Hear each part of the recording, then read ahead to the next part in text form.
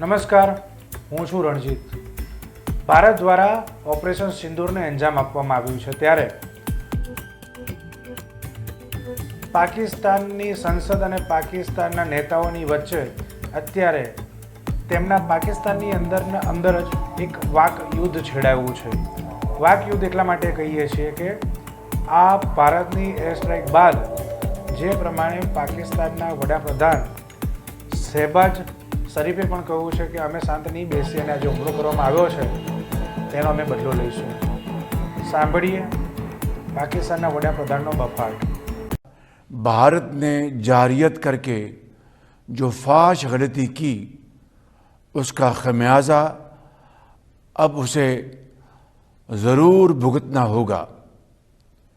शायद वो समझ बैठे थे कि हम पीछे हट जाएंगे, लेकिन वो ये बात भूल गए कि ये अल्लाह ताला के फजल करम से बहादुरों की कौम है जो अपने अज़्म में फुलादी है, जिसके सपूतों ने ख़ुद को मैदान जंग से निखारा है, जो अपने वतन की इज़्ज़त और हिफाजत के लिए खून के आखिरी कतरे तक लड़ने के लिए तैयार है।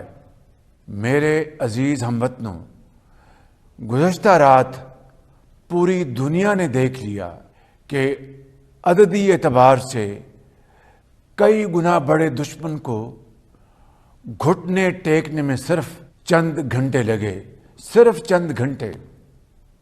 और खुदा ताला के फजल करम से हमारे शाहीनों ने फ़ज़ाओं में ऐसा तूफ़ान बर्पा किया कि दुश्मन चीख उठा। भारत के 5 जंगी तैयारे जो उनका गरूर थे, अब सिर्फ राख, मलबा और તેઓ કહી રહ્યા છે કે ભારતે જે કાયરતાપૂર્ણ પગલું ભર્યું છે તેના અમે બદલો લઈશું, પણ ભારતે જે આ એર સ્ટ્રાઇક કરીને પાકિસ્તાનના જે આતંકી ઠેકાણાઓ હતા તેને 25 મિનિટની અંદર જ એને નાબૂદ કરી દીધા છે અને આ એવા 9 ઠેકાણાઓ હતા જ્યાં ઠેકાણે આતંકવાદીઓના કેમ્પ ધમધમી રહ્યા હતા। હવે મજાની વાત તો એ છે કે પાકિસ્તાનના આર્મી વડા આસિમ મુનીર તેઓ પણ કહી રહ્યા હતા કે પાકિસ્તાન એ સક્ષમ છે અને મજબૂત છે કોઈપણ જગ્યાએ અને કોઈપણ પરિસ્થિતિની અંદર હુમલો કરવા માટે।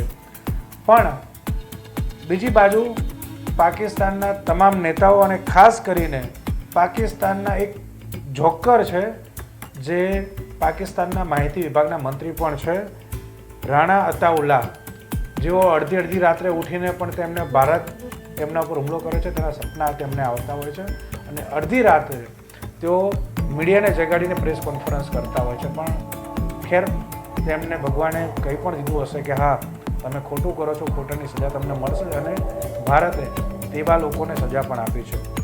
હવે મજાની વાત એવી છે કે પાકિસ્તાનના તમામ મંત્રીઓ અને તમામ નેતાઓ એવું કહે છે કે અમે ખુદ આતંકવાદ સામે લડીએ છીએ અને અમે કોઈ પણ આતંકવાદીઓને અહીંયા રાખતા નથી, પાડતા નથી ને પૂછતા નથી।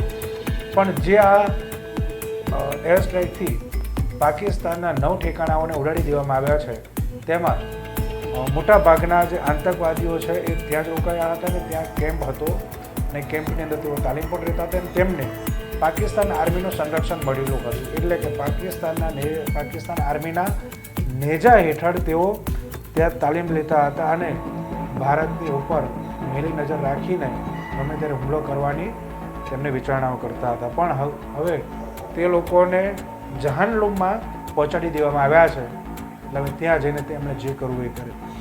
બીજી વાત, ત્યાંના નેતાઓ અને પાકિસ્તાન આર્મી પણ કહે છે કે અમે આતંકવાદીઓને પાળતા નથી।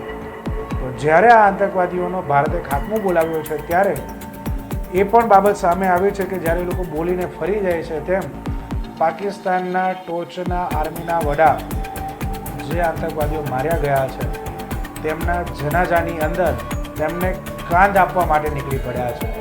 પાકિસ્તાનના આર્મી વડા તો આતંકવાદીઓ જે ઘવાયા છે તેમની ખબર અંતર પૂછવા માટે થઈને પણ એ મિલિટરીના તમામ અન્ય વડાઓની સાથે રહીને આમની ખબર અંતર પૂછવા માટે પહોંચી ગયા છે. એટલે કે વિશ્વભરમાં હવે જગ જાહેર થઈ ગયું છે કે પાકિસ્તાન આતંકવાદીઓને પાલે છે, પોષે છે અને મોટા કરે છે અને ભારત ઉપર હુમલો કરવા માટે પ્રેરિત કરે છે. તે આ બધી વસ્તુ આપણે ચિત્રમાં સ્પષ્ટ જોઈ શકીએ છીએ. બીજી વાત, પાકિસ્તાનના વડાપ્રધાન શહબાઝ શરીફ, જેમના ભાઈ નવાઝ શરીફ, જેઓને આપણે બધાને જ ખબર છે તેમ તેઓ ખુદ જ્યારે ઇમરાન ખાન વડાપ્રધાન હતા ત્યારે તેમને દેશ નિકાલ કરીને ભગાડી દેવામાં આવ્યા હતા અને નવાઝ શરીફ પોતાનું શારીરિક સ્વાસ્થ્ય સારું ન હોવાથી તેઓ અચાનક પાકિસ્તાન છોડીને લંડનમાં સ્થાયી થઈ ગયા. એટલે કે અંદરો અંદર તેમને એ ડર છે કે પાકિસ્તાનની સેના એ પાકિસ્તાનને કંટ્રોલ કરે છે અને ચલાવે છે. એટલે જો તેમનું ઘર જ બરાબર ઠેકાણું નથી ને બીજાને સલાહ આપવા જાય છે અને નવાઝ શરીફના ભાઈ અત્યારે હાલ શહબાઝ શરીફ વડાપ્રધાન છે, તેઓ કહી રહ્યા છે કે તેઓ ભારત ઉપર હુમલો કરશે.